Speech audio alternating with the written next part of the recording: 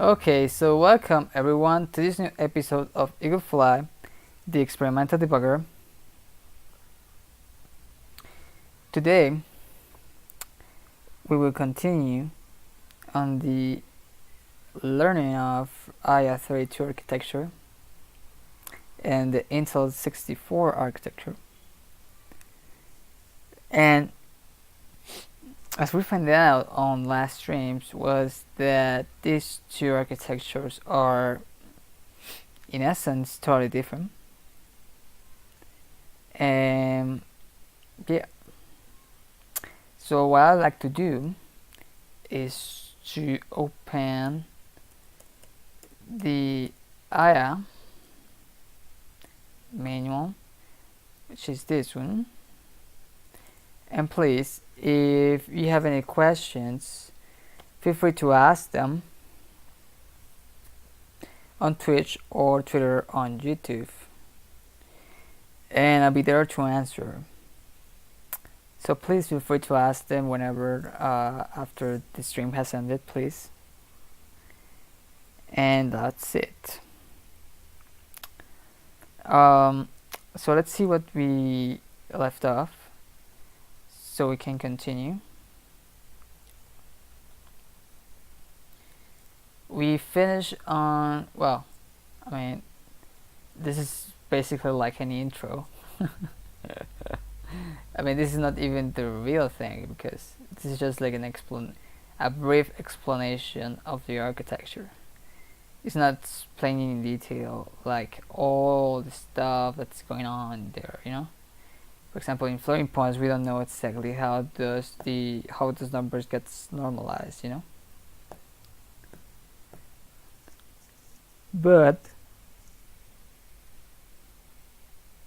I'm sorry. We will find them, and we will try to see if how is that going on, how does that work, and yeah. The next thing that comes in is the encodings for real numbers and non-numbers, which are nans.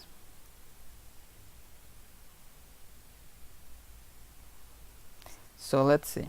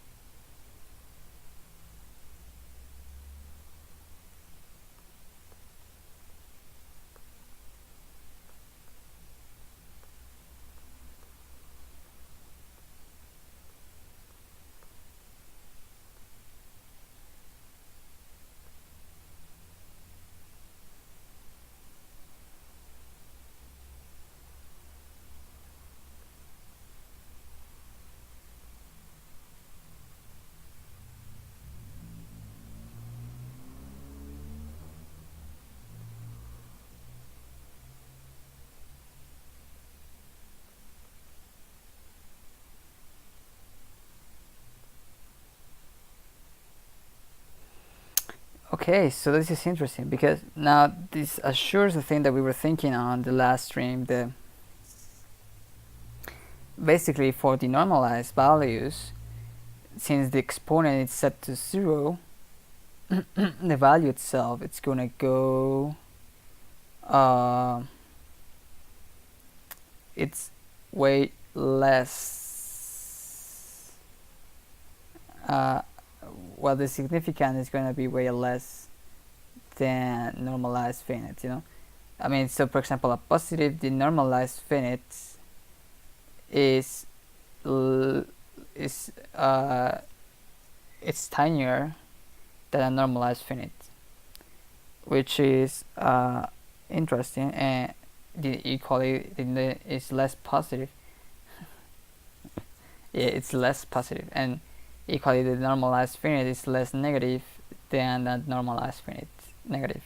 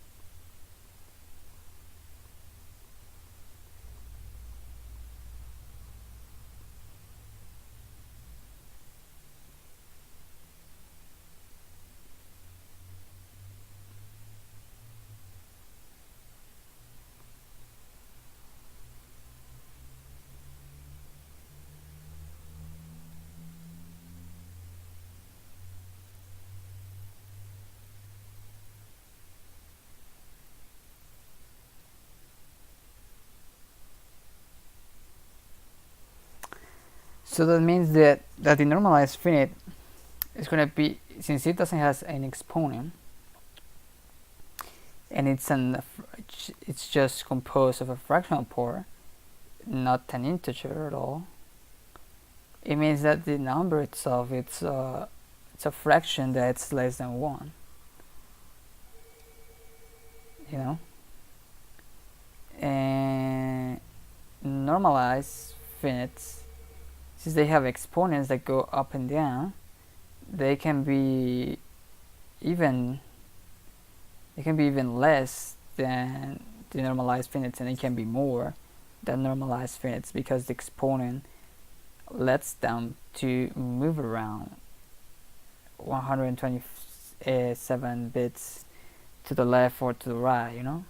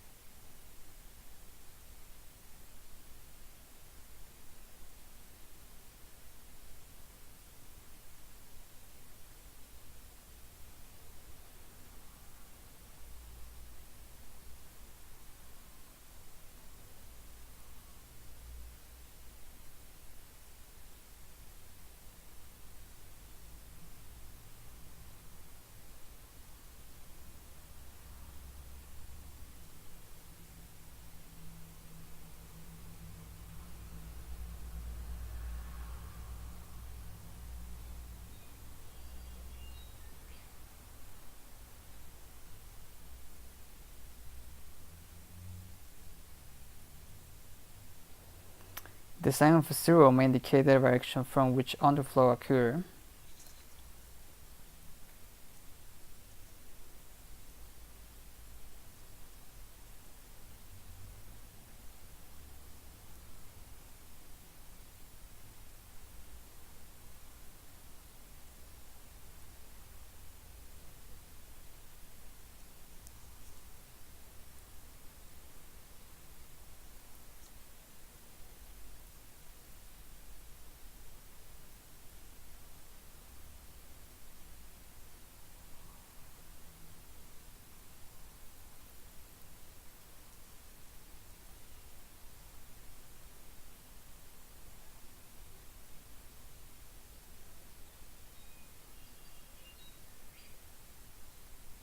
Oh, okay, so it goes from minus 126 to plus 127.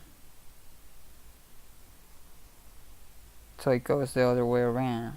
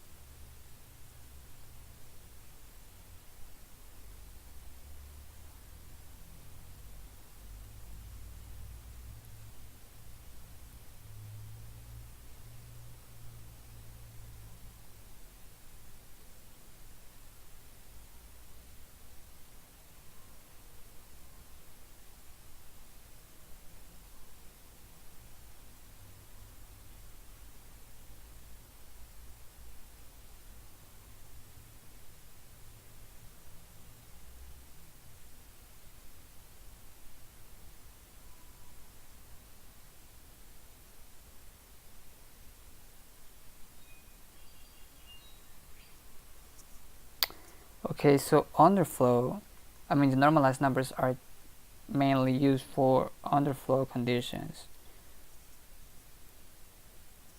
when we cannot represent those small numbers with the exponent set to 0, and we need something way less than that, you know.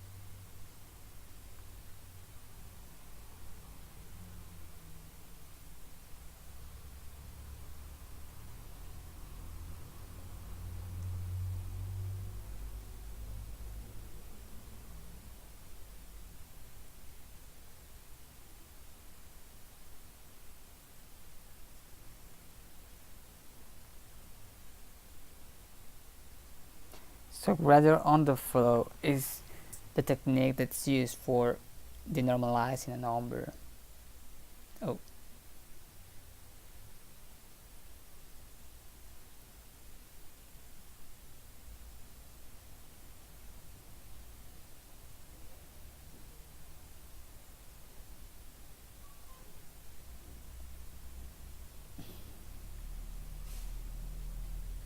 so the minimum exponent,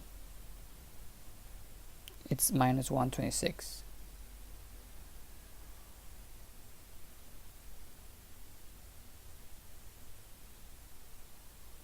The true result in this example requires an exponent of minus 129.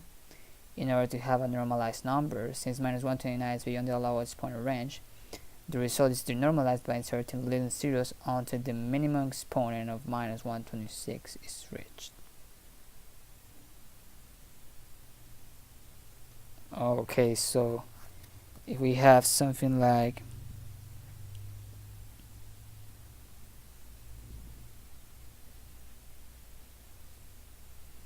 we have a positive number, but it's too little because it's an exponent of minus 129, and the significand is 1.010111110000,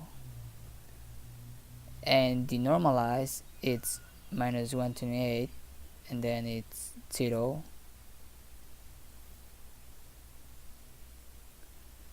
and then it's 0.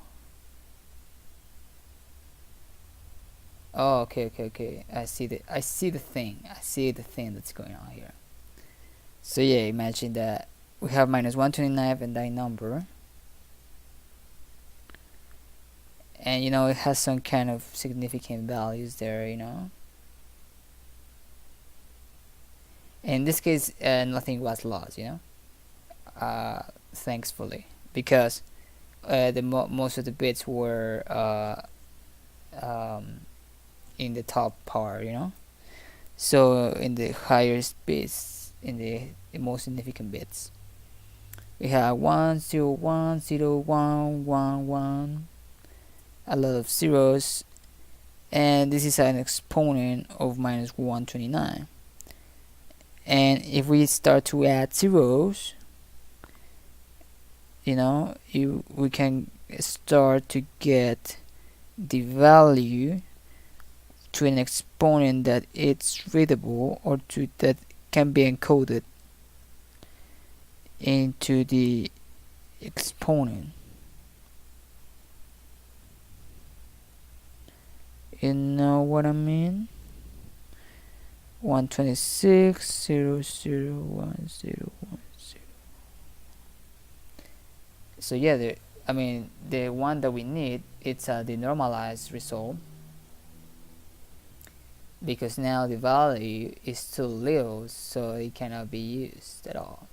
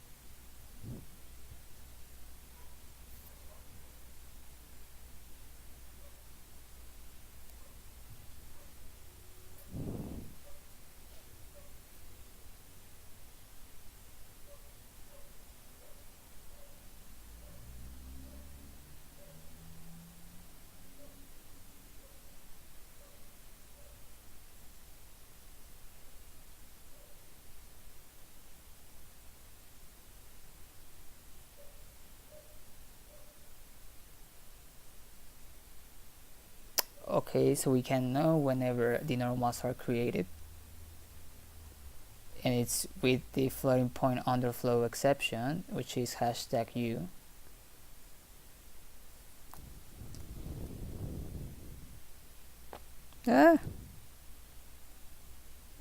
Jeez. It provides a floating point denormal operand exception to permit procedures of programs to detect when denormals.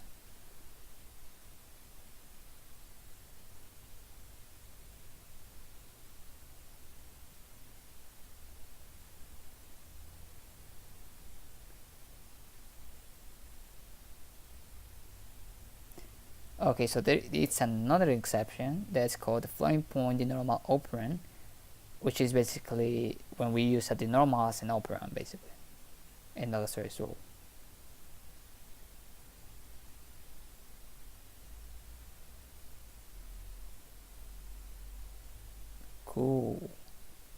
Cool, man. We can know that they are the normals.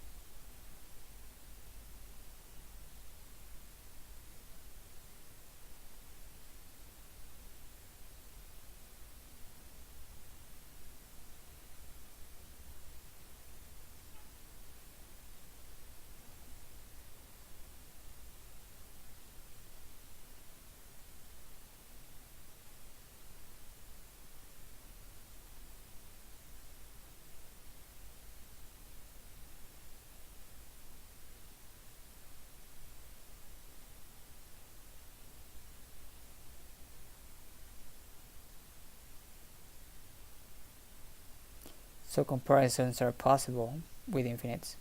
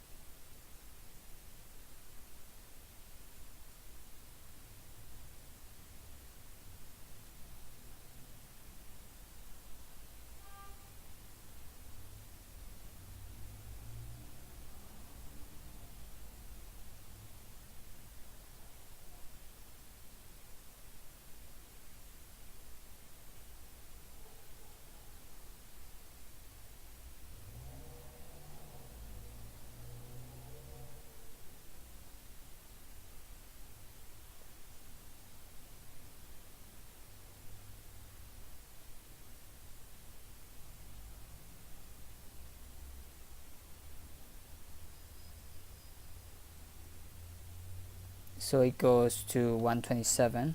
So that's good to know. Minus 126 to 127 exponent for single precision.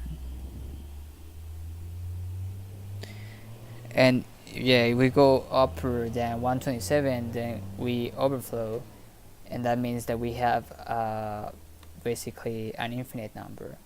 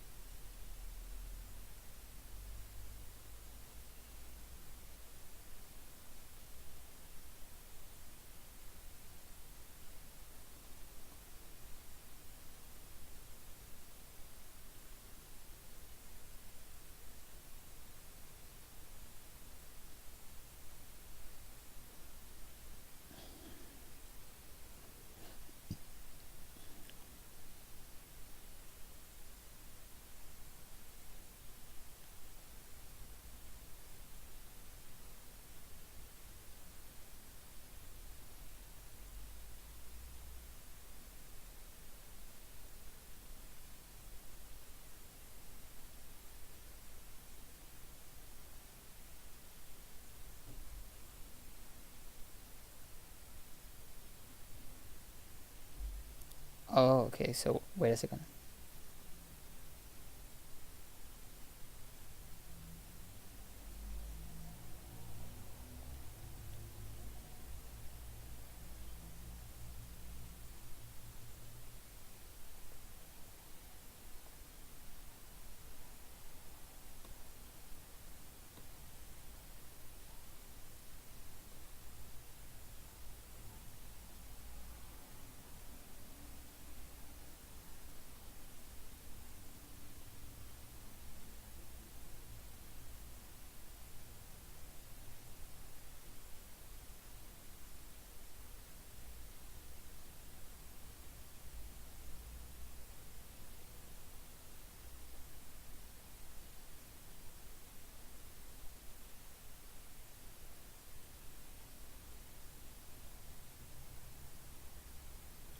So there are two quietness and signalingness.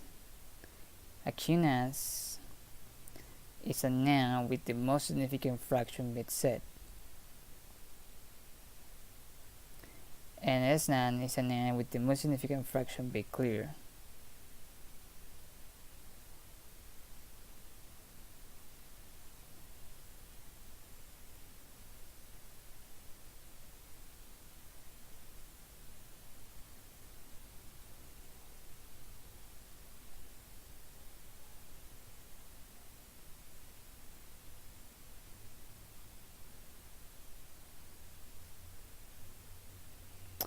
Okay, so SNANs are used by software itself. They are inserted by software and they are never generated by floating point operation.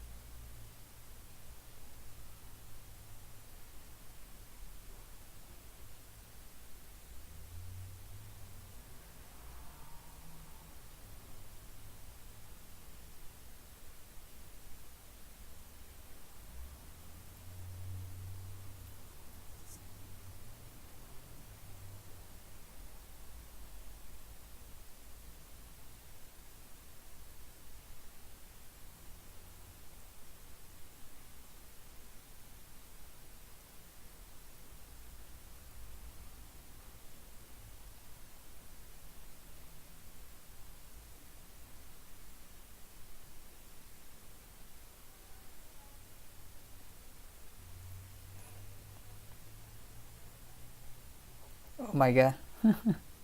It happened, man. It happened without my knowledge.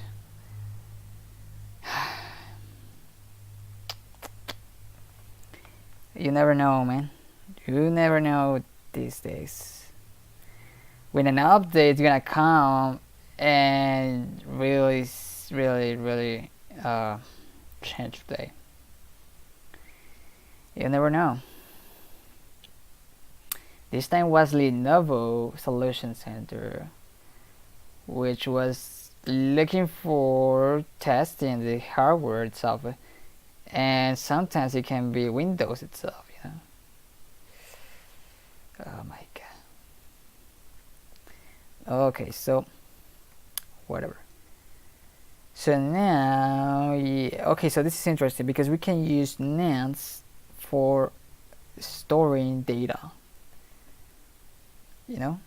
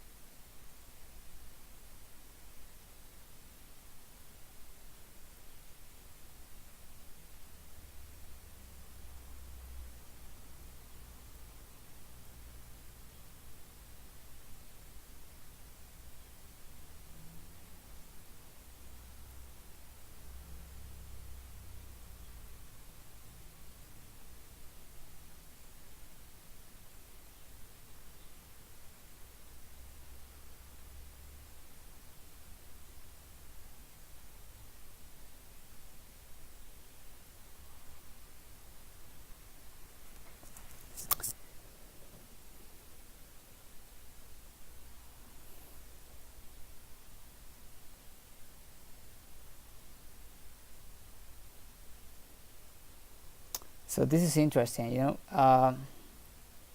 this this this is kind of interesting because I mean the way that this is used in QNANs are kind of interesting.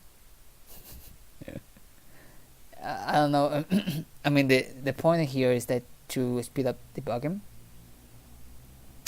the way that it does it is it has well, my question here is really what kind of data or what kind of diagnostic data. Well, yeah, you can, I mean, you can find, it depends on the context, of course, but the whole point is that whenever you are debugging and you have many problems, you can just run the thing and you can have an exception handler.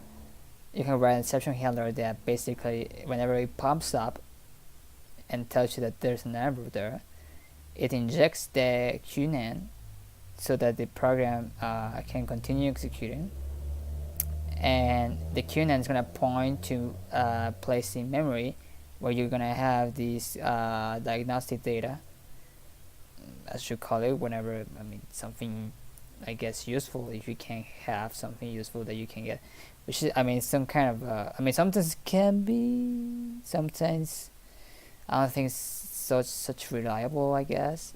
I mean, it sounds really like super automatic thing, but I have my doubts about diagnostic data.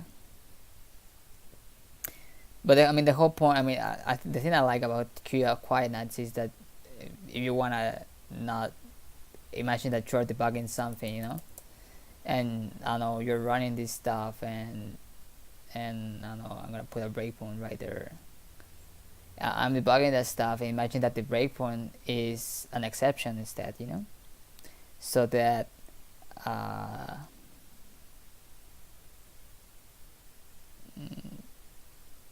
okay, Mr. Visual Studio. All right. So imagine that we found an exception right there, So we can put a QNAN there, like, hey, you, forget about the instruction.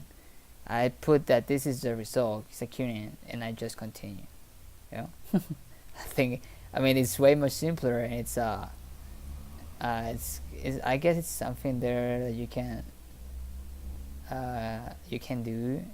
I don't remember, to forward the exception or to pass across the exception. I don't remember, but yeah, I mean, the whole point of QNANs is that they are quiet, so you can pass exceptions without them, And also, I mean, yeah, I mean, you want to store that kind of data. Yeah.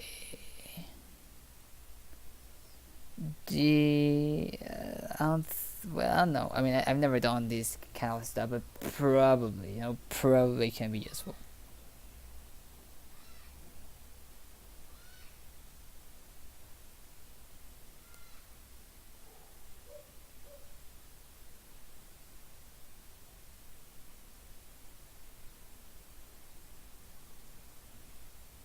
Hold me a second.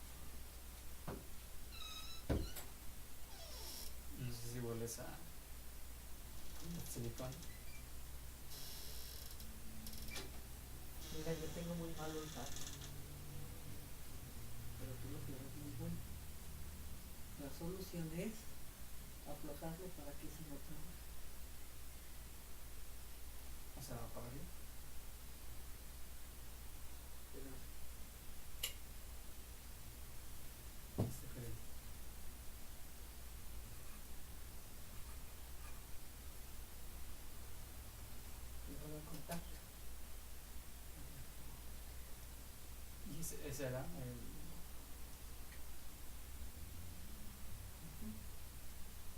pues, o sea, con uno tengo. Con esos dos tiene.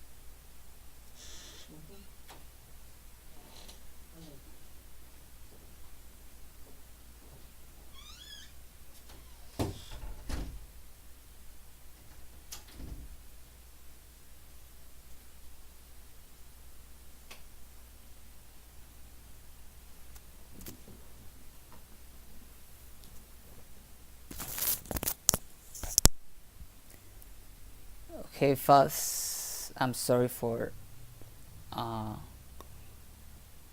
for going out. Okay, so now, yeah, we were thinking like, okay, some kind of applications for QNANs and SNANs, which means, probably somebody can use it, and that's the point. In bad applications, they use computer results in further computations, and undetected QNAN can invalidate subsequent results. Such applications should therefore periodically check for QNANs and provide a recovery mechanism to be used if a QNAN result is detected.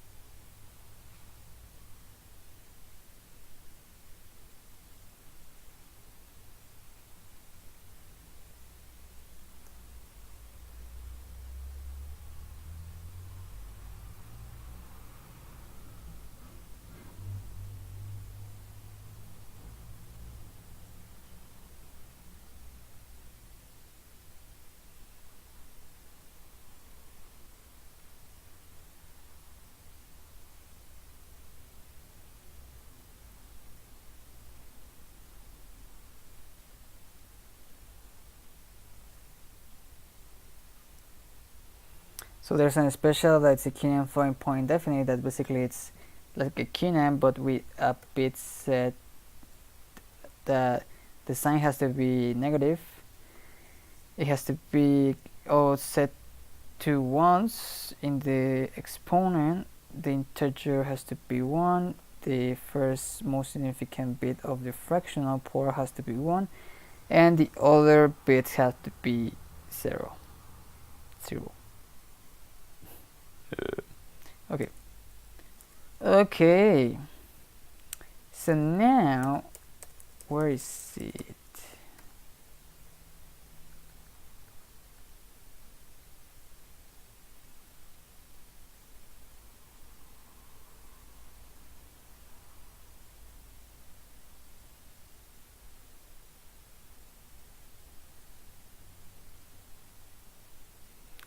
Visivity PS to PH.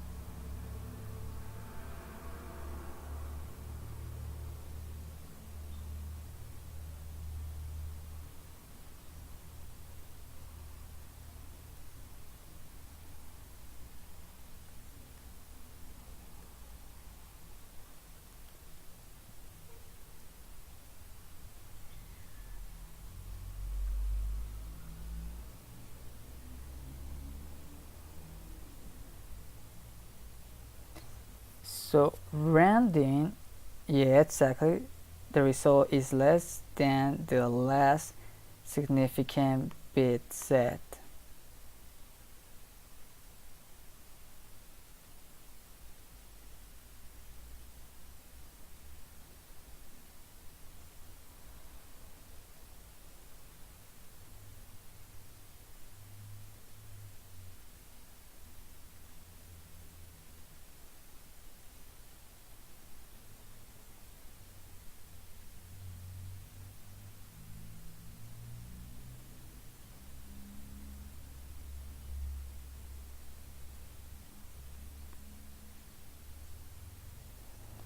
Because yeah, because the one that gets the error is the difference between the real value and the rounded value that gets set, and that difference gets all zeros on for until the least significant bit that gets set, and the error gets on to after that, past that.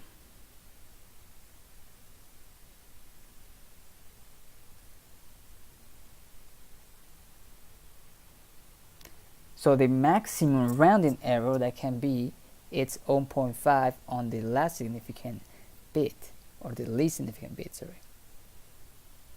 That's the maximum.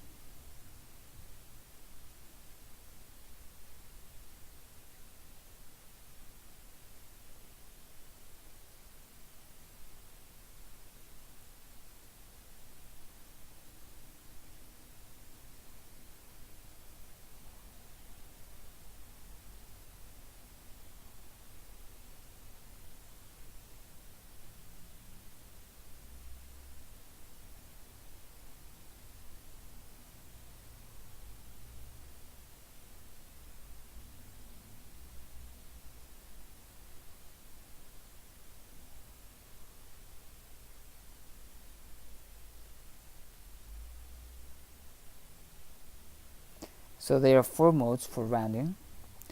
Round to nearest, which is the most common. Where is it? Round up, that's basically a floor. Round down, it's a seal, and round down is a floor. And round towards zero.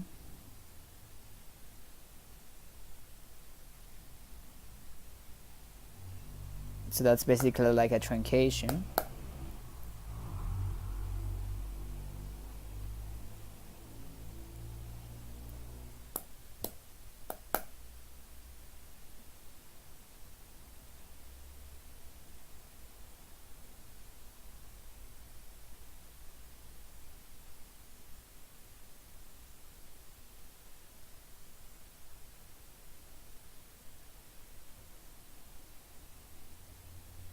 So this is interesting. How can we control this?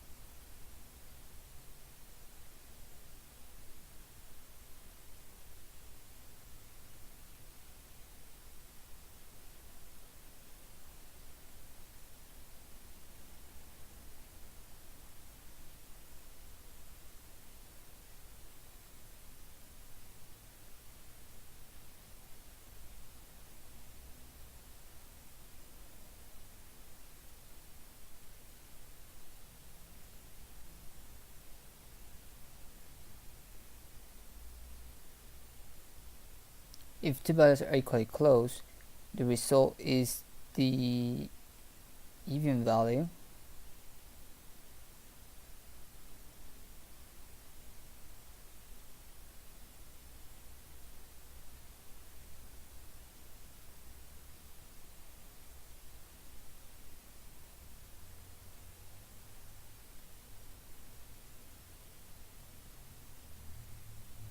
that is the one with the least significant bit of 0. That means that it can be this one, I guess, because this is the least significant bit, has 0.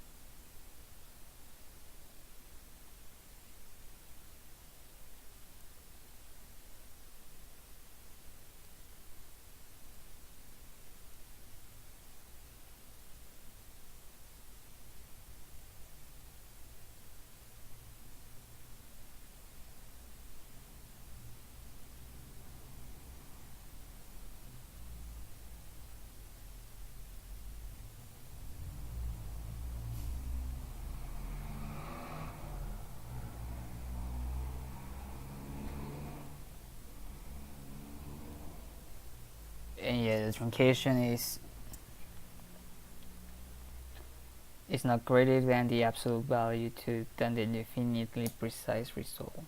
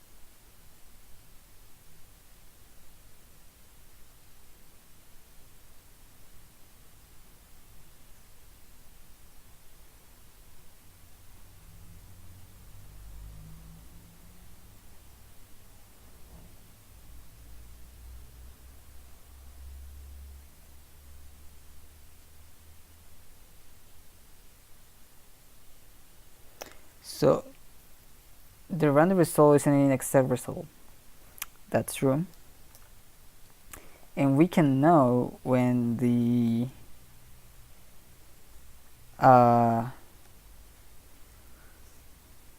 processor runs a number in the FPU, so that when it sets when the processor pushes an inexact result, the floating point precision flag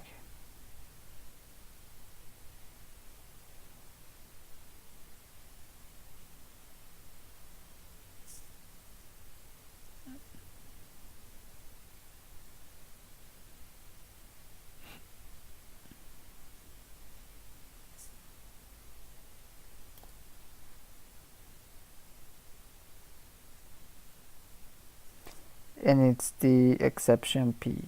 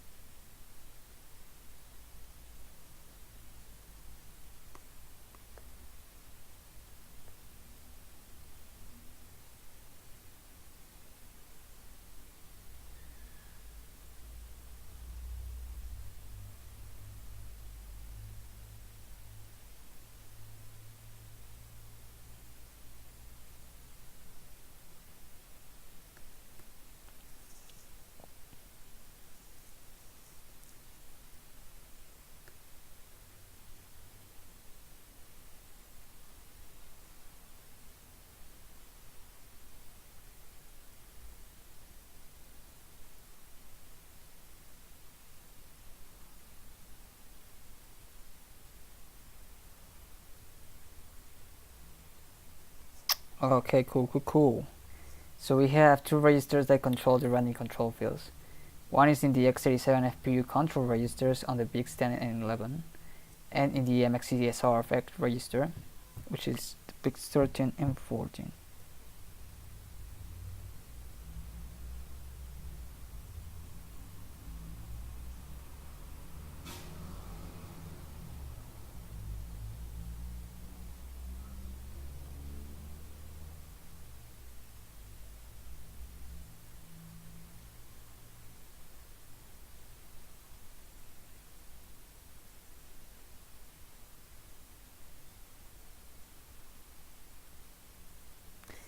Oh, cool. So we have independent control registers, one for x87 FPU and one for the SSC and SSC2 instructions.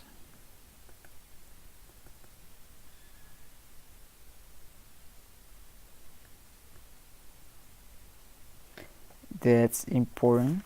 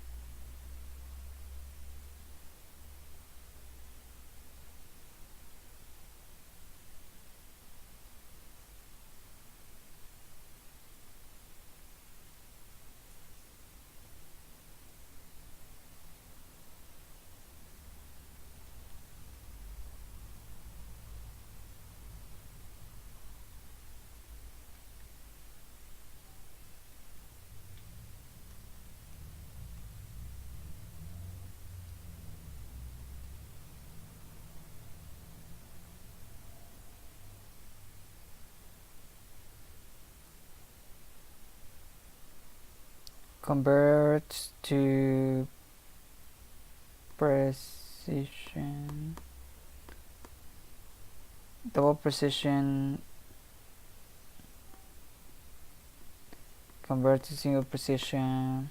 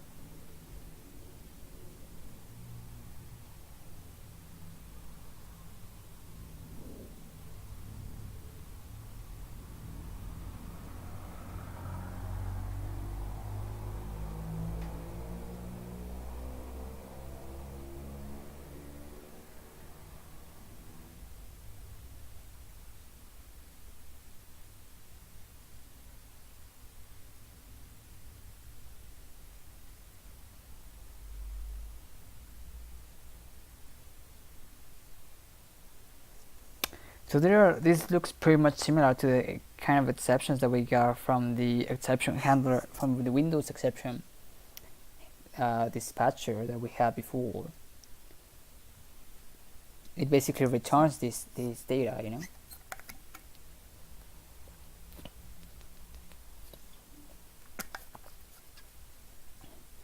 Which makes a whole sense. Now that we see this, okay, so we have different categories for exceptions. There's an invalid operation, divide by 0, the normalized operand that we know what it is now, a numeric overflow, and an underflow. That's probably I mean, they are implied when you have a denormalized operand. It implies that sometimes. In except result, the precision, the precision one, and the hashtags p and all these hashtags. Basically, I don't know. Okay.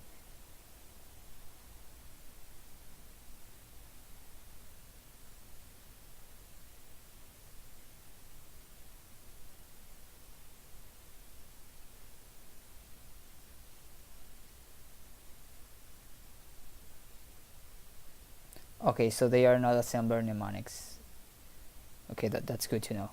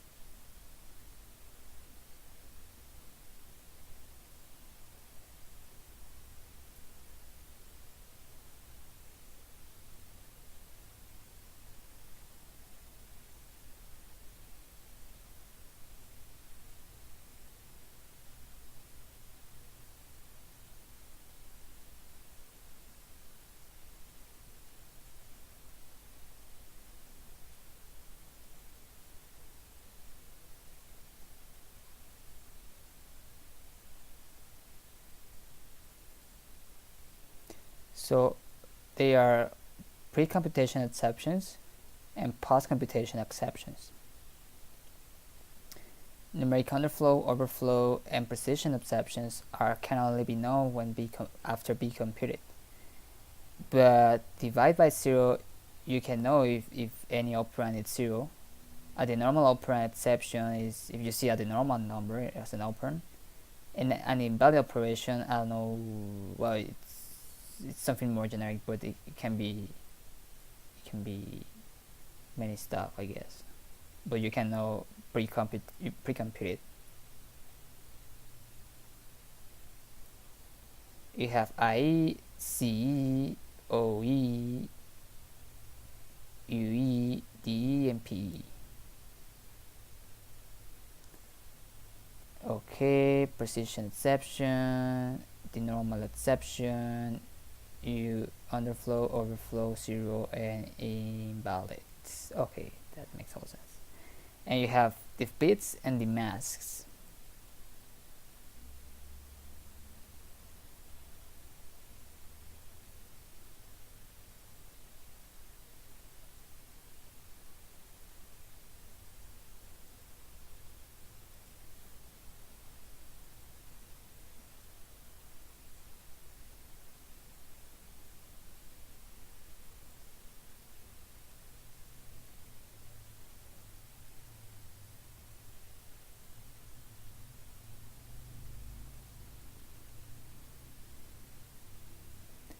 Okay.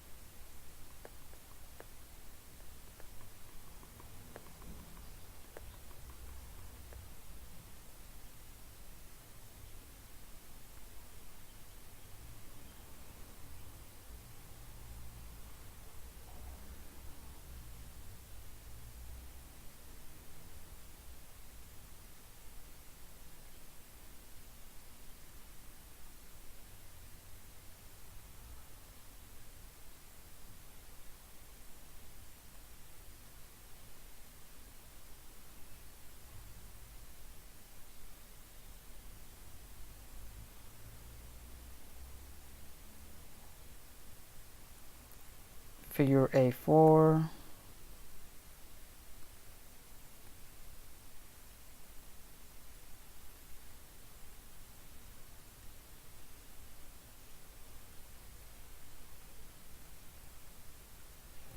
Okay, so we know where the exceptions are set.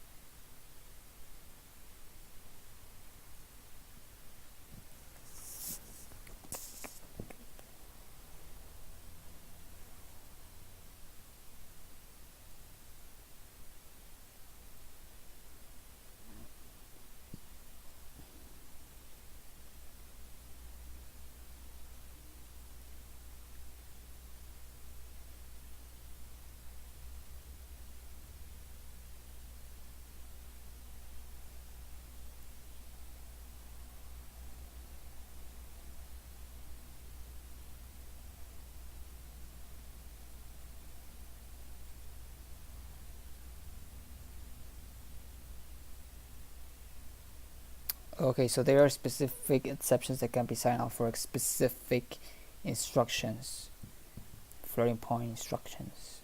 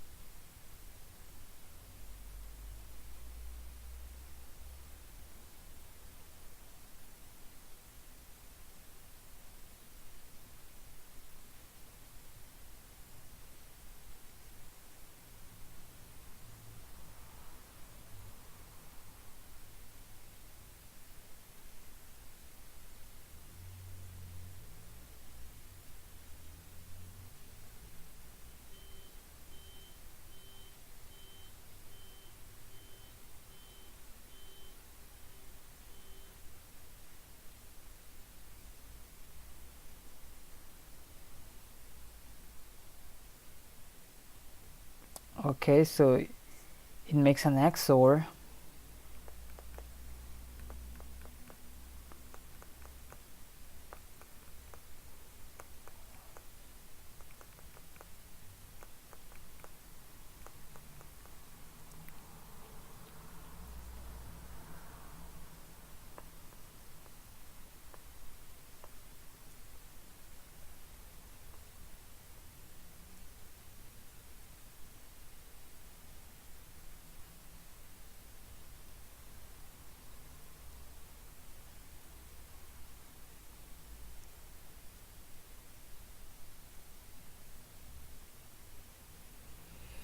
You can use an XOR to get the sign of the infinity.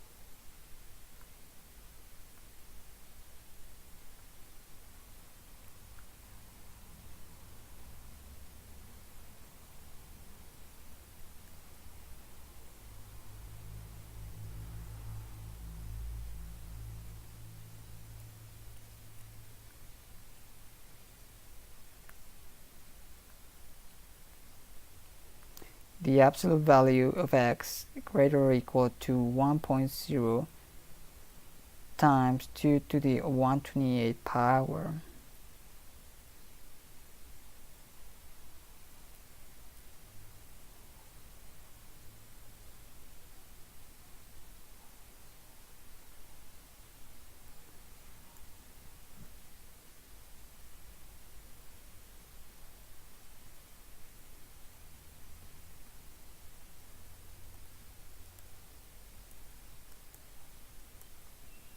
And that's because of this exponent. You cannot represent this exponent on a single precision.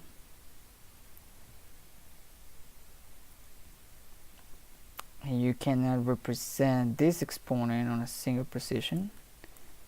We have just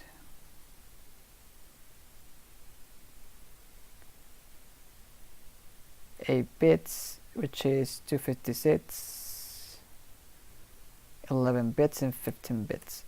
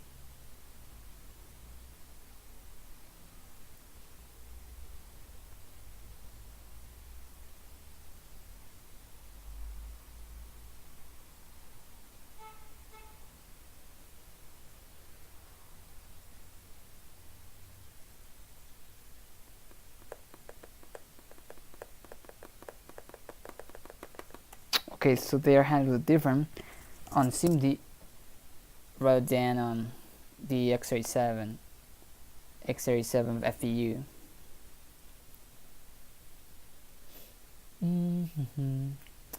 So these are the responses when they are masked. when the random mode is to nearest,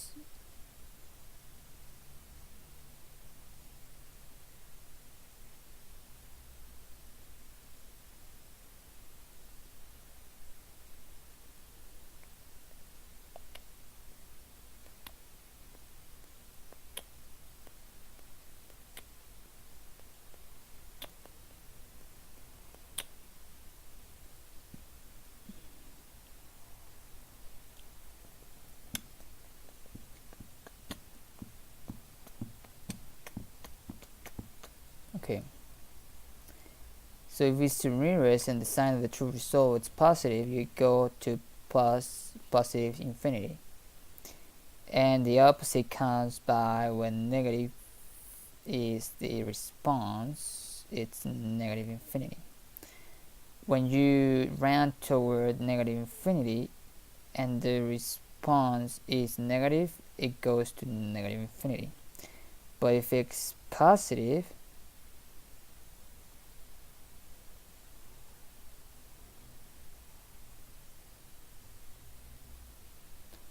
you set the largest finite positive number, which is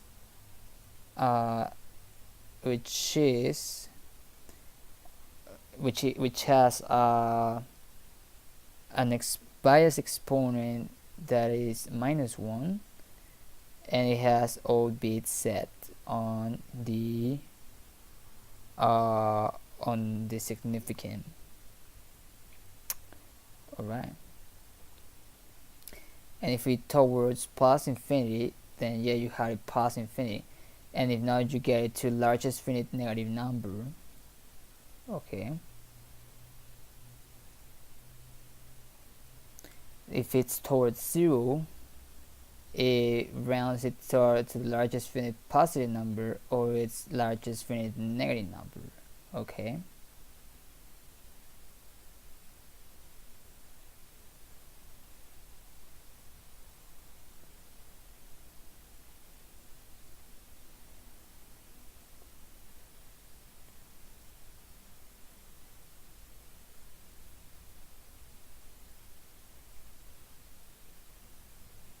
so we have to check the difference between the x87 FPU instructions and the handling.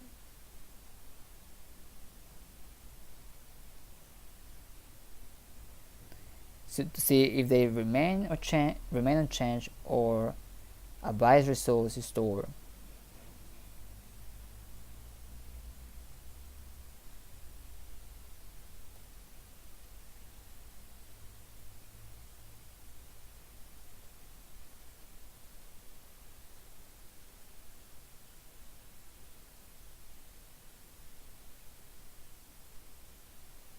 Okay, so we're close to getting to the instruction set summary.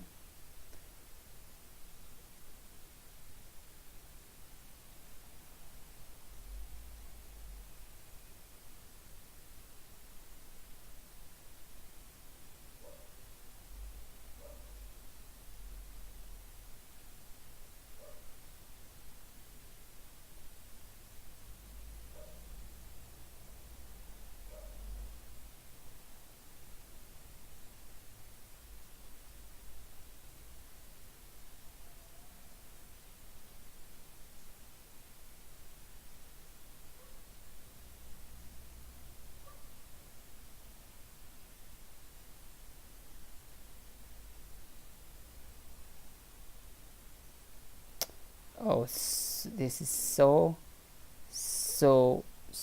thrilling. So let's continue to get it till there. Okay, so we got to underflow, which basically goes to the other way around.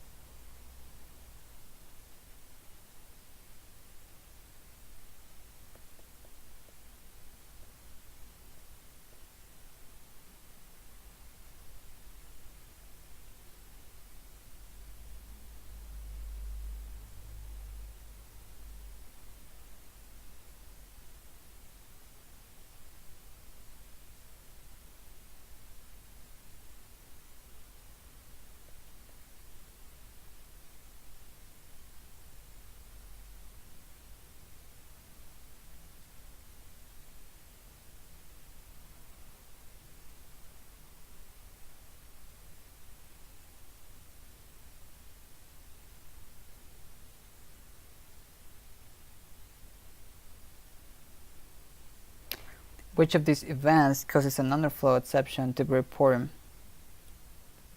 And how the processor responds to the exception condition depends on whether the underflow exception is masked. If the underflow exception is masked,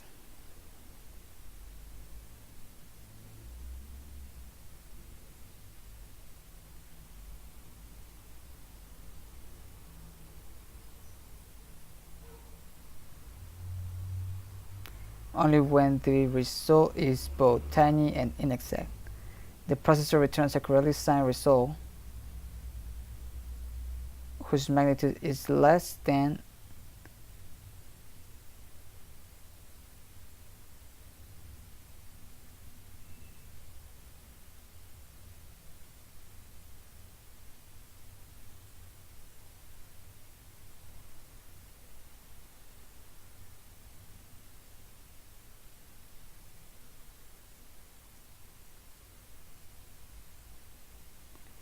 creation of a tiny non-zero result and creation of an inexact result.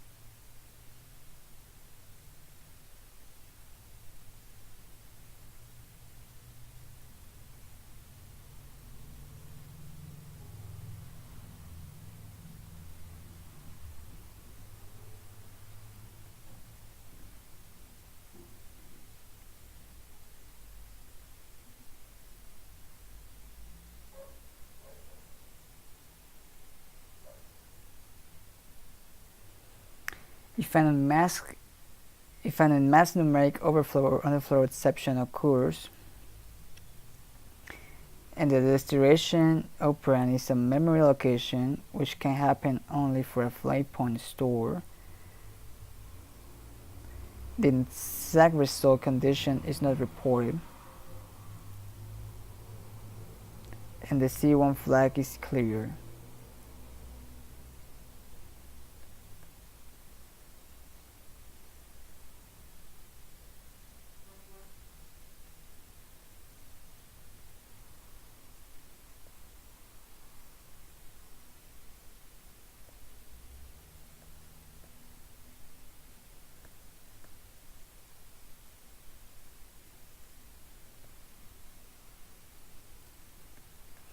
And this is the priority.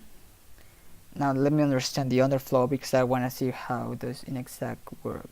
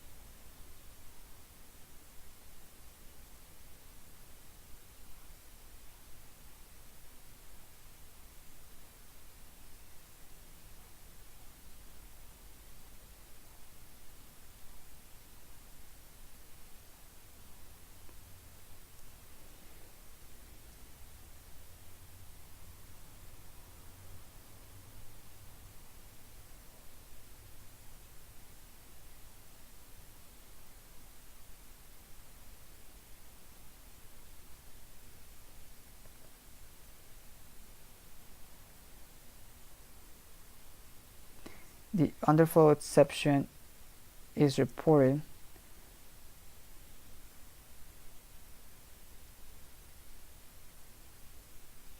when the result is non-zero tiny, regardless of inexactness. The processor leaves the source and destination operands unaltered or stores a biased result in the destination operand, depending whether the underflow exception was generated during an SEC2, SEC, SEC3 floating point operation, or an x87 FPU operation, and invokes a software exception handler.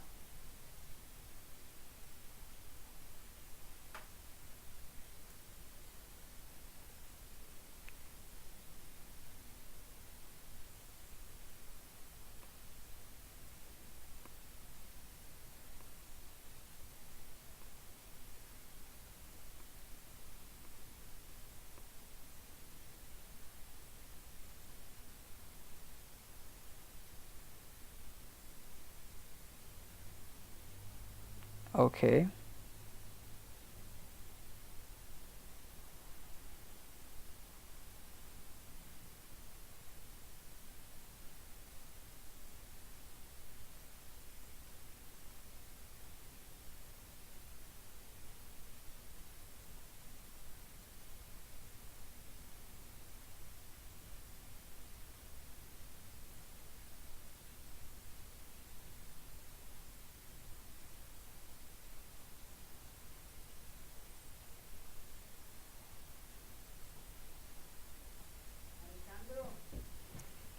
Sí.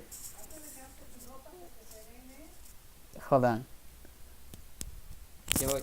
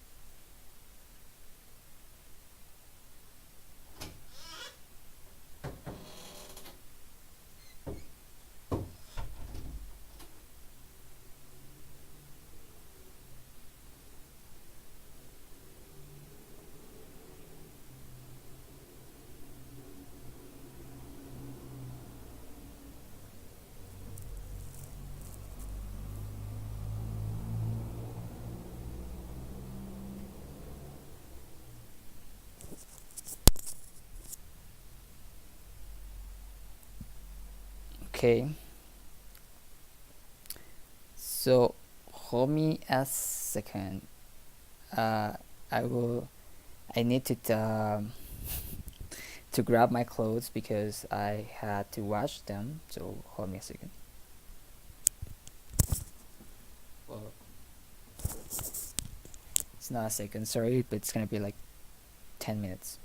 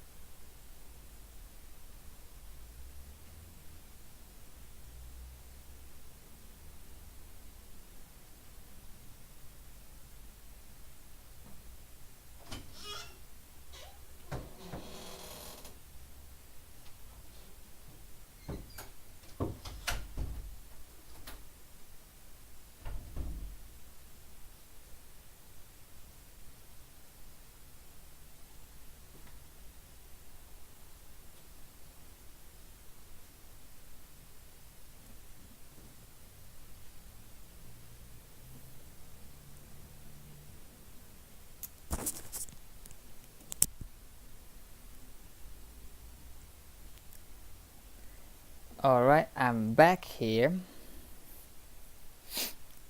And yeah, I'm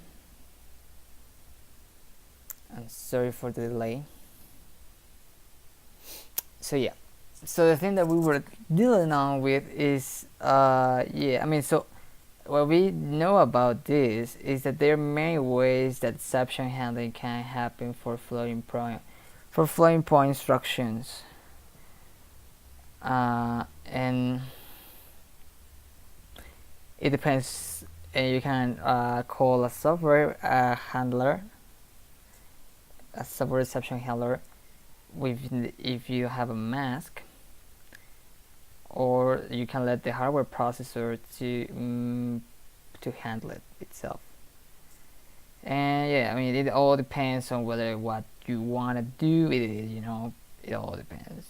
Especially for us as a debugger, we probably want to gather the data, and I mean, we don't want to do something special with it, but we just want to know and notice and let the programmer to see that, because I mean that's kind of the basic things that we want to see. It's kind of the things that debuggers itself does, like handling exceptions and showing up these values that we're handling. But I mean, it's a kind of thing that kind of sucks in Visual Studio, because it's I mean, look at this. Let's put an example here, to be more clear. Let me go to Win32, and I will go directly on to the place where we where is it?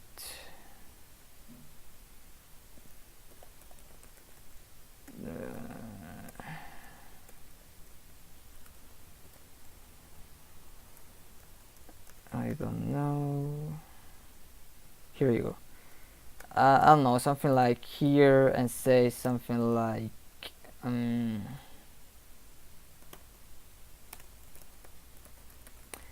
uh,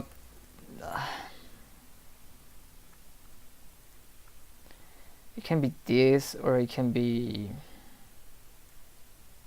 I don't know how the keynets and sysnets are set, but I mean, this is gonna throw an exception, but it's gonna be a memory exception, It's not gonna be a floating point exception.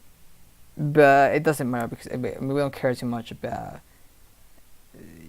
I mean, it sucks on any kind of exception,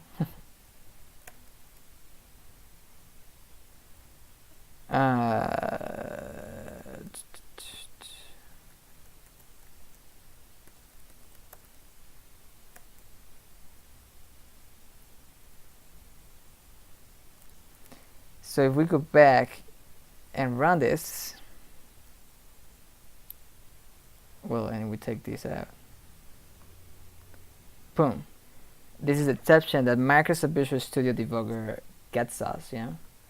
It's an exception thrown at blah in Win32exe blah, which this is the handle. I mean, it doesn't do anything more than the thing that we already do, that is to basically dump data to a window, And I mean, this thing can be 100 times better, I mean, this is like random location blah, exception from that blah, and this is the instruction pointer that tells you that with this handle to this processor image, to this process image, access to the memory access of blah, which basically this is 0 because it's a pointer to 0, so we are trying to modify a pointer to 0, which is not possible if it's a blah blah blah. So I mean, basically, if I was trying to do something like this, well, I don't know, actually, but breaking open, so okay, let me open this so we can see what's going on here. And Visual Studio has this kind of all these kind of exceptions that you can set or not. And basically, I mean, now that I think about it, these are, well, I don't know if C++, because C++ are not platform dependent. But let me see if I can find uh,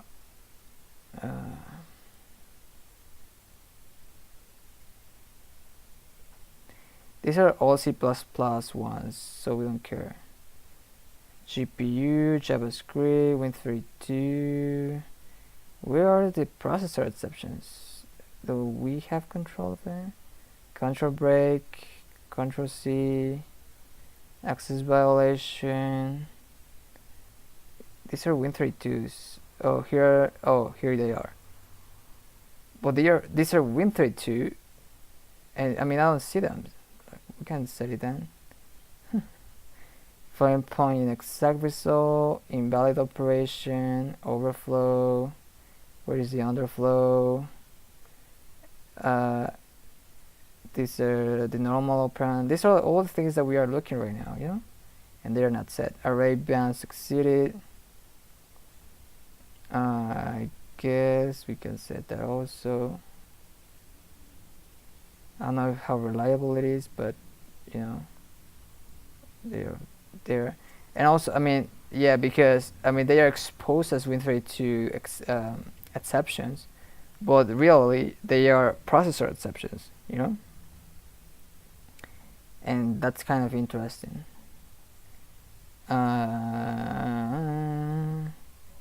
This stack check was not there. Probably is another place.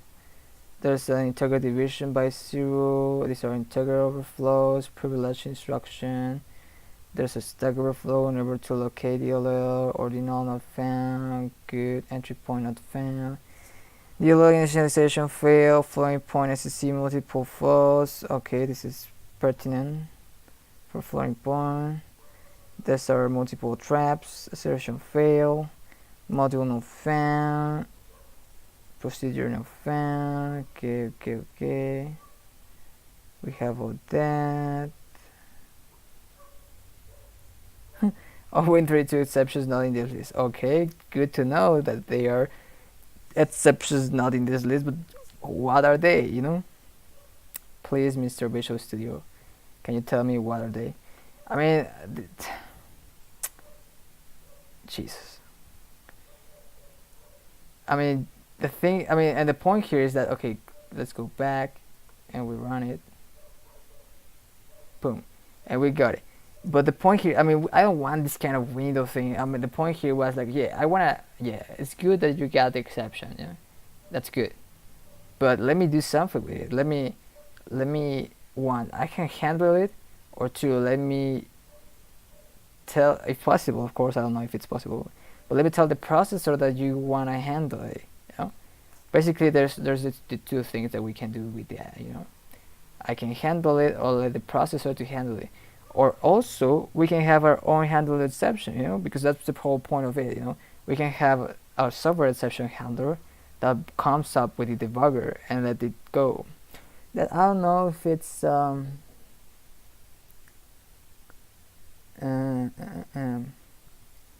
something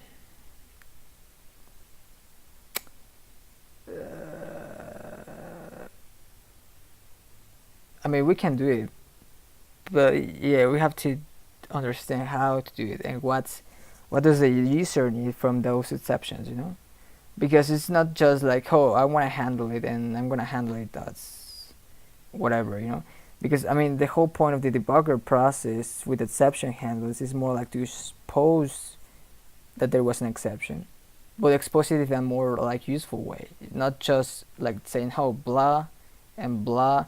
I mean, for example, well, this is 0, so it's not gonna matter too much. But I mean, if I say this register, well, if I wanna go and see the memory, for example, I cannot go because this stupid window is in front of me, and I cannot go and inspect to the memory window. And I think that's hilarious because, you know, exceptions should be here in this window. You know, there's no reason to have it like pop-up windows and crazy stuff going on there, you know.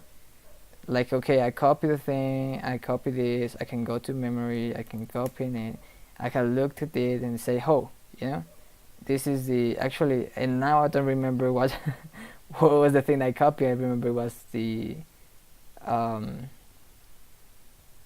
it was the processor image, address space. So probably this is the processor image address space, this is the starting point, or I don't know, or the handle, I don't remember. But I mean, that's the kind of jankiness that Visual Studio does with its exception handling stuff. And I think that can be better. So yeah, let me take that out because we don't want to keep it right there. And also, well, I didn't see if the state of the exceptions were kept. Yeah, they are there. Okay.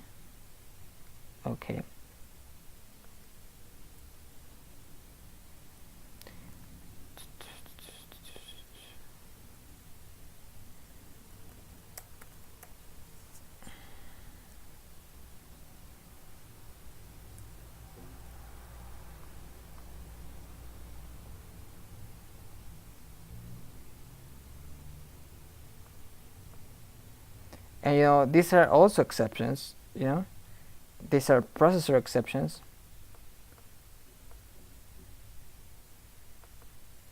That also happen. So yeah. So let's continue.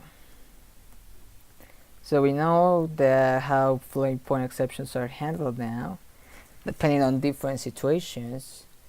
We have also the inexact result precision that we can handle ourselves or let the processor handle it, depending on different situations as well.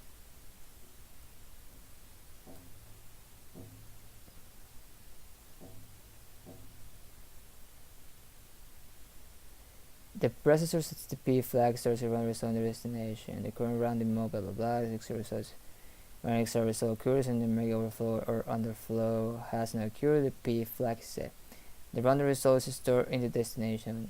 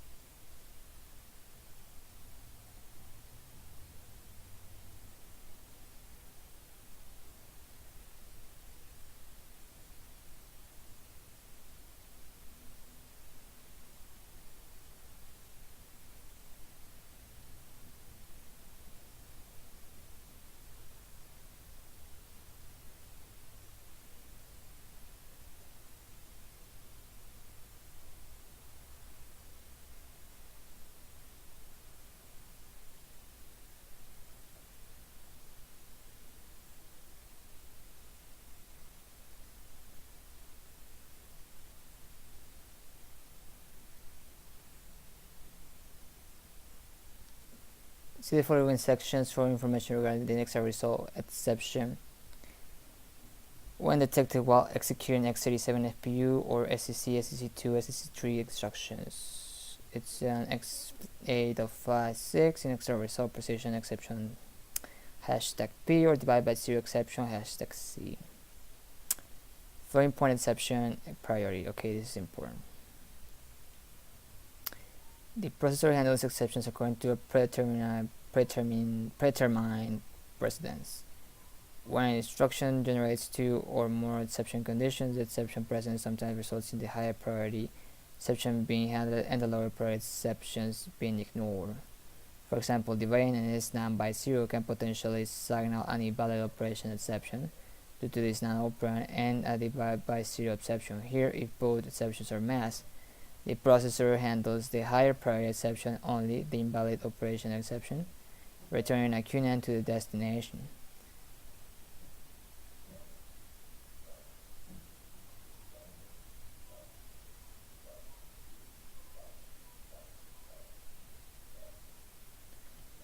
At the normal operand or inexact result exception can accompany a numeric underflow or overflow that both with both exceptions being handled. The precedence for floating point exceptions is as follows. Invalid operation exceptions subdivided as follows. Stack underflow, stack overflow, operand occurs with x87 FPU only, x87 FPU only, okay. Operand of unsupported format occurs with x87 only when using the double extended precision floating point format. It's not okay. So if you're trying to insert to the FPU an operand of unsupported format like the double extended precision, it's gonna tell you, hey man, what's going on here? Invalid operation. And the SNAN operand, that's an invalid operation exception, yeah. And then the QNAND operand, so this is not an exception. The handling of a QNAND operand has precedence over lower priority exceptions. For example, a QNAND divided by 0 results in a QNAND no, not a 0 divided exception.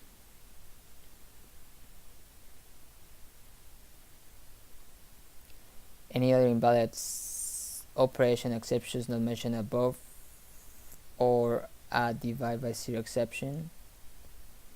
Any other invalid operation exceptions not mentioned above, or divide by 0 exception. Okay.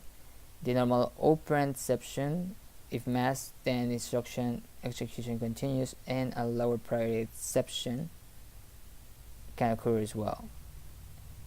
Numeric overflow and underflow exceptions, possibly in conjunction with the inexact result exception and the inexact result exception. Okay, so basically they have kind of the same order as they were presented before, so it's kind of the precedence that they probably hit. So the most important so that means that probably I mean, the whole point of this is that when you are receiving these exceptions from the processor, you can only you probably will receive just only one, and the others will be just not processed at all, you know. And that's kind of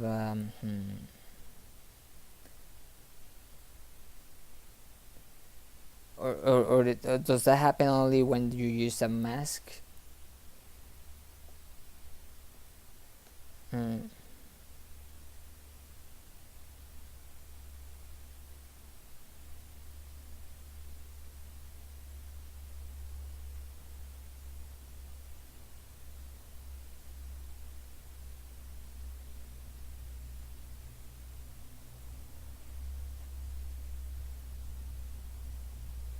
Oh, okay. So it's gonna signal both of them, but it's gonna handle just one.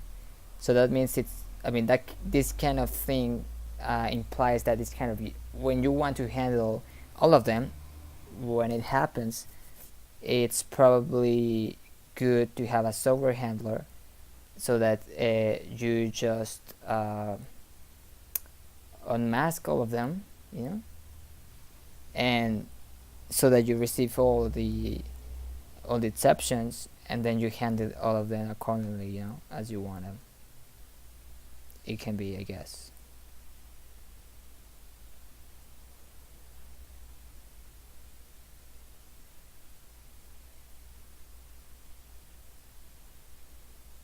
So Stack Overflow has precedence on Stack Overflow. That's interesting. Operand of unsupported format occurs with the extended precision floating point format and the SNAN has more precedence than the QNAN. The QNAN doesn't has any kind of exception, but if you handle those QNANs, they have more precedence than the zero divide.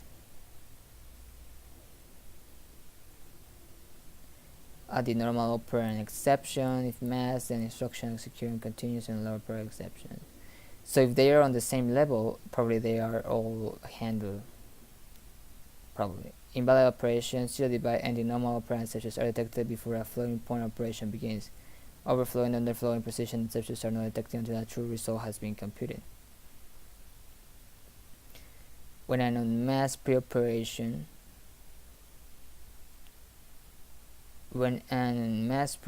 exception is detected, the destination operand has not yet been updated.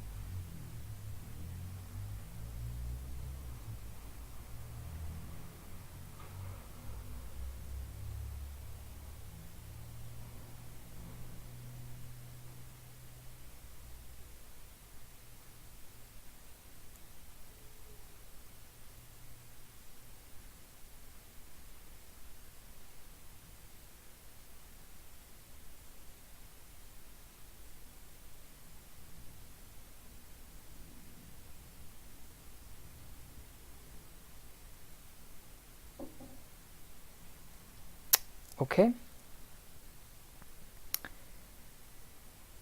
so I think with this exception thing gotten, we could proceed to look at the instruction set summary. And I think, this is gonna take a while.